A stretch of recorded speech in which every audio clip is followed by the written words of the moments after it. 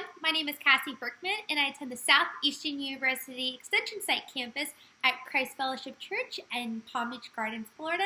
And it's such an honor and a blessing to get to be a part of something like SEU, where I'm able to stay planted in my home church while getting this amazing Christian education. Looking back, I am so grateful and thankful for my parents allowing my brother and I to be in church and be aware of who God was in our young lives. I did struggle at some points in my life because my parents did get divorced when I was at a really young age, and so I started questioning God on some things on why my parents got divorced. Though I am very grateful for my dad making sure that my brother and I were still plugged into church after my parents' divorce, and we're still aware of who God was in our lives. And honestly, it wasn't until 2011 when I made the choice to have that personal relationship of knowing who God is.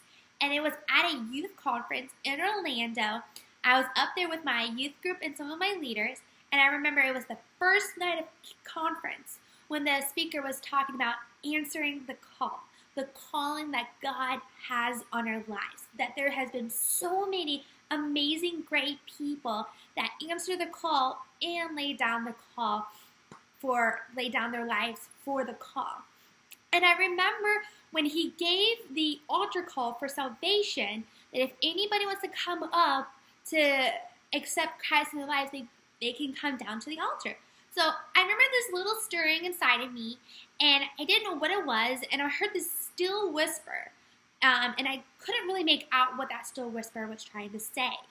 And so I looked at my friend, and her and I were like, mm-hmm. So we went down, not expecting what we were expecting.